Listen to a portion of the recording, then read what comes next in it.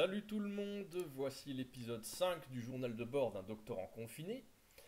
Le conte licencieux d'aujourd'hui s'intitule La prude ou la rencontre impromptue. Je dois bien avouer que j'ai un faible tout particulier pour ce conte, qui est un de mes préférés des écrits de Sade. On reste dans le registre pornographique, mais on ajoute une touche d'érotisme descriptif, en plus, bien sûr, de l'humour qui lui est omniprésent, transversal. Les protagonistes sont Monsieur de Cernenval, âgé d'une quarantaine d'années et plutôt fortuné, et son épouse, Madame de Cernenval, de 15 ans, sa cadette, qui est absolument charmante et sexuellement attirante, comme en témoigne sa description.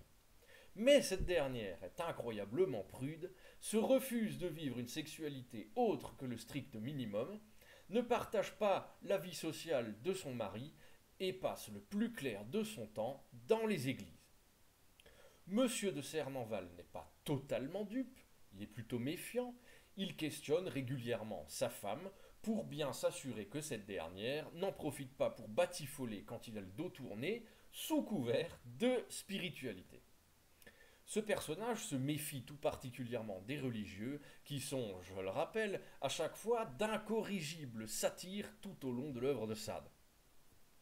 Madame de Cernenval ne répond pas et préfère pleurer pour couper court à tout questionnement. La mécanique narrative du désastre se met petit à petit en place. Arrive alors un ami de Monsieur de Cernenval, un certain Desportes, qui est l'élément perturbateur ou déclencheur de la narration. Les deux compères sont contents de ces retrouvailles, mais Madame de Cernenval refuse de se montrer et reste dans ses quartiers. Desportes, gêné, veut s'en aller, mais Monsieur de Cernenval l'informe du caractère de sa femme. Après avoir copieusement mangé et festoyé, Desportes suggère à Cernenval d'aller dans une maison close pour, je cite, souper avec des catins. Pour Sade, narrateur, c'est tout à fait normal.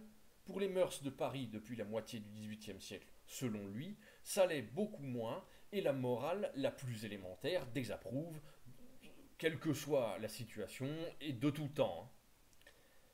Cernenval, après quelques négociations, accepte d'y emmener Desportes, mais refuse catégoriquement de se livrer lui-même à un quelconque plaisir charnel, par amour, par fidélité pour sa jeune épouse. S'ensuit une entrevue avec une mère maquerelle célèbre, autre type de personnage archi-récurrent chez Sade, de temps en temps il les nomme, d'autres fois pas, c'est un archétype. Elle baratine allègrement les deux amis, et elle va organiser une rencontre avec une femme soi-disant incroyable, mais mariée à un époux jaloux et possessif. Je vous laisse déjà anticiper la suite. Le prix est fixé, ainsi que l'heure du rendez-vous. Le lendemain, les deux amis, Desportes pour forniquer, Cernenval en retrait, arrivent tous deux à destination. Cernenval attend le rapport de son ami et ce dernier va s'amuser pendant 3 bonnes heures avant de revenir faire un récit détaillé, comme il est d'usage entre amis virils. Desportes la vend comme la 8e merveille du monde, une déesse de la lubricité. Cernenval reste fermement campé sur sa décision, sur sa position, dans sa fidélité, mais tout de même très curieux. Évidemment, il veut au moins voir cette charmante créature et se retrouve alors nez à nez avec sa femme. Misérable, s'écrie-t-il avec fureur. Madame de Cernenval parvient à s'enfuir avant toute confrontation, et la mère Maquerelle, dépitée, leur apprendra que cela fait déjà 10 ans que Madame Cernenval fait des parties fines par son entremise, et qu'elle ignorait même qu'elle était mariée. Cernenval, bouleversé, traite la jeune femme de tous les noms, puisqu'il est forcé d'admettre que c'est une